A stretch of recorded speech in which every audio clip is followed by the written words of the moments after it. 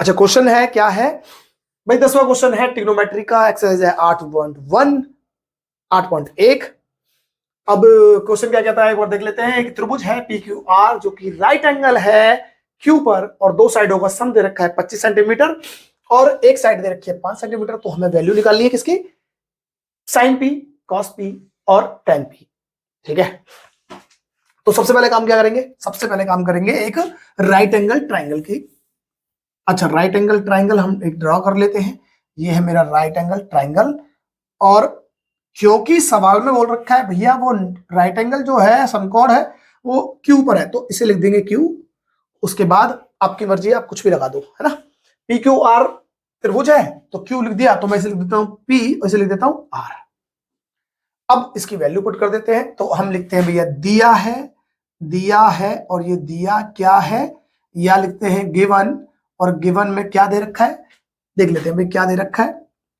पहले तो दे रखी है भाई हमारे पास पी क्यू की फॉर्म में एक साइड, दूसरा दो साइडों का सम दे रखा है, तो पी आर प्लस में क्यू आर जो दे रखा है वो है 25 सेंटीमीटर 25 सेंटीमीटर। अगर मैं इससे निकालना चाहूं, अगर क्यू आर निकालना चाहूं तो देखो दोनों का जोड़ है, लिखता हूं क्यू आर। अगर मैं इसे छुपा लेता हूं तो क्या होगा? क्यू आर बराबर 25 दिखाई दे रहा है क्या? लिख दो। और साथ में क्या है, ये पी आर कहां जाएगा? बराबर के उधर जाएगा तो माइनस हो जाएगा। क्या क्यू आर की वैल्यू निकली? चलो इस त्रिभुज में सेट कर देते हैं क्यू आर की वैल्यू। तो क्यू आर ये रहा भाई, ये रहा 25 माइनस पी आर, और हमारे पास पी की वैल्यू थी ये रही 5। ठीक है, ये भी सेंटीमीटर में था और ये भी सेंटीमीटर में ही होगा, और इसकी वैल्यू चलो पी आर ही रहने देते हैं थोड़ी देर के लिए। तो चलो अब लगाएंगे इसमें क्या, देखो एक समकोण त्रिभुज दे रखा है, राइट एंगल ट्राइंगल दे रखा है, दो साइड दे रखी है, तीसरी साइड निकालनी है, तो क्या करेंगे? पाइथागोरस प्रमेय। ठीक है, बाय यूजिंग पाइथागोरस थ्योरम।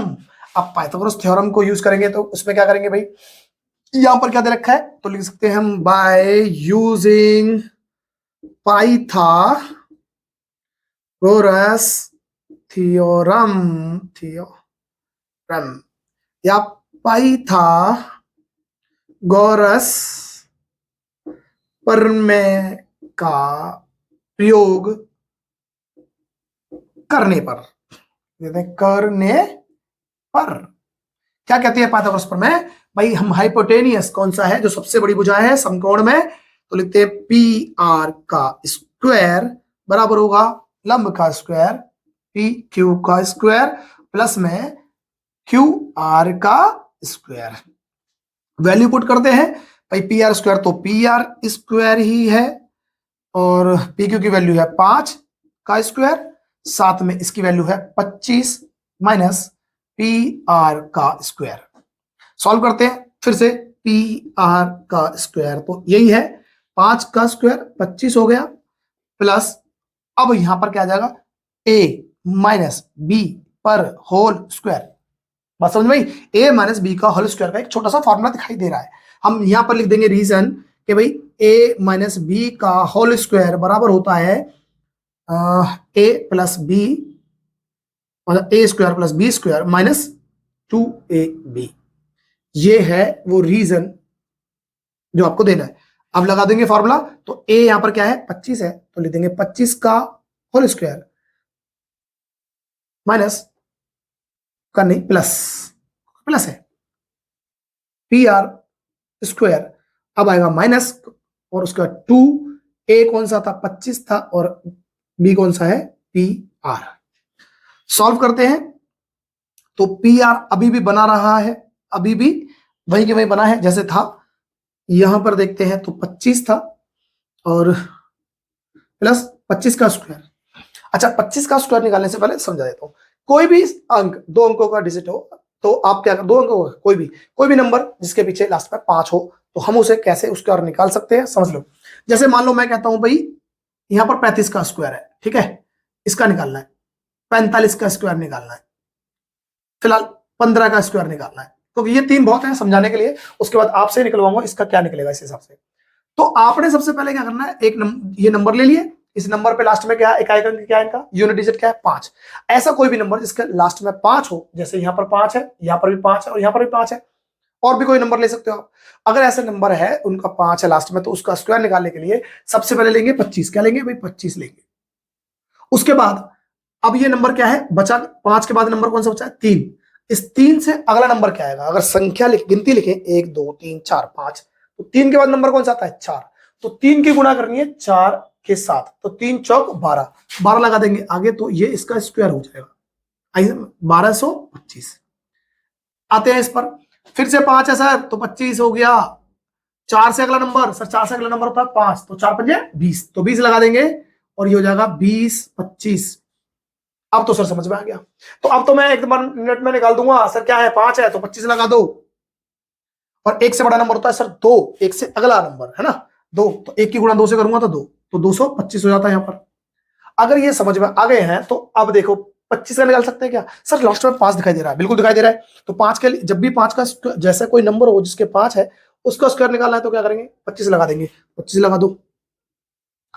और ये नंबर है 2, और 2 से अगला नंबर होता है सर 3, 2 3 6, बिल्कुल बहुत बढ़िया, 625 हो गया। ठीक है, साथ में प्लस था, पी आर को ऐसे रहने देते हैं, माइनस 2 गुणा 25 तो होते 50, और पी आर साथ में है तो 50 पी आर। अब देखते हैं भाई कुछ कर सकता है, तो पी आर का स्क्वायर था इधर, इधर भी पी आर का स्क्वायर है, काट देते हैं बराबर से एक दूसरे को। 25 और 625 इन दोनों को जोड़ लें फिलहाल, तो क्या होगा, ये हो जाएगा हमारे पास 25 और 625 650, और ये था माइनस 50 पी आर। अब इसे मैं ले जाऊंगा माइनस को पूरा उठा के इधर ले जाता हूं, तो क्या हो जाएगा, ये हो जाएगा हमारे पास 50 पी आर, और इधर कुछ बचा नहीं, तो इस पी आर को ऐसे रख देते हैं। 650 था, ये कहां जाएगा, बटे में जाएगा, और बटे में आ जाएगा ये ऐसे, काटेंगे तो 0 से 0 कैंसिल आउट, 5 से काटेंगे तो 5 एक कम 5, और 5 दिया 15, तो इसका मतलब आया पी आर की वैल्यू 13। अगर पी आर की वैल्यू 13 आ गई है तो इसका मतलब ये पी आर, तो इसका क्या 13 सेंटीमीटर में मान लेते हैं भाई, सेंटीमीटर तो सेंटीमीटर में होगा।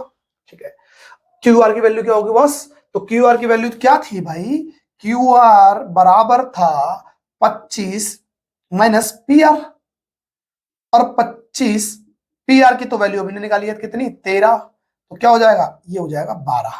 सब सेंटीमीटर में था, ये भी सेंटीमीटर हो जाएगा, तो इसका मतलब इसकी जो हमारे पास सिंगल यूनिट निकली है वो क्या निकली है, 12 सेंटीमीटर। पाइथागोरस प्रमेय लगाने के बाद त्रिभुज की तीनों भुजाओं के बारे में तो जानकारी हो गई। अब करनी है हमें ए साइन कॉस टेन। अरे सर ये तो बिल्कुल बच्चों वाला खेल हो गया, अब तो आराम से निकाल सकते हैं क्योंकि अब हमें पता है इनके बारे में। तो अभी मैं क्या करता हूं, इसे करता हूं रब, और फिर निकालते हैं इनकी वैल्यू। ठीक है भाई, ओहो मिट गया, चलो कोई बात नहीं।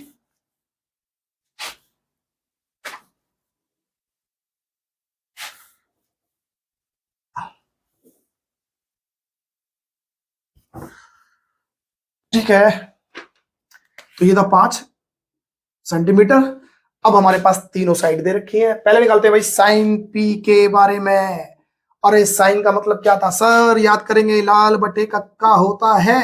ठीक है, सबसे पहला होता है साइन, तो लंब बटे कर्ण, तो लंब दे रहे हैं, अब पी को लेंगे रेफरेंस एंगल, पी को रेफरेंस एंगल लेंगे तो लंब चाहिए पहले, तो लंब कौन सा होगा, पी के सामने वाली भुजा क्यू आर, इसका लिख देते हैं क्यू आर, और कर्ण तो एक ही होता है P R, P R.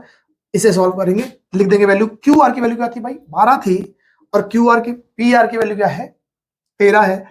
Centimetre centimetre से कट जाएगा, तो हमारा पहला निकला क्या इसका 12/13। इस हिसाब से अगर मैं कॉस पी की बात करूं तो कॉस पी का मतलब क्या हुआ भाई, कॉस पी, पी को रेफरेंस मान रहे हैं भाई, पी दे रखा है। अब कॉस पहले बात करते हैं, कॉस का मतलब क्या होता है सर, आधार बटे कर्ण। आधार कौन सा है, पी के, अगर हम एंगल मान रहे हैं तो इसके साथ वाली साइड, ओहो आधार ये है पी क्यू, तो पी क्यू, कर्ण तो एक ही है पी आर। वैल्यू पुट करते हैं, पी क्यू की वैल्यू क्या है 5, और पी आर की वैल्यू कितनी है 13, तो ये इसकी आंसर निकल गया।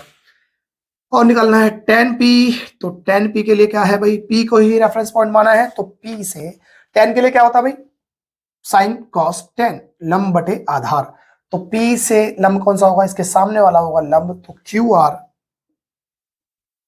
और आधार कौन सा, जब ये लंब हो गया तो ये आधार हो जाएगा।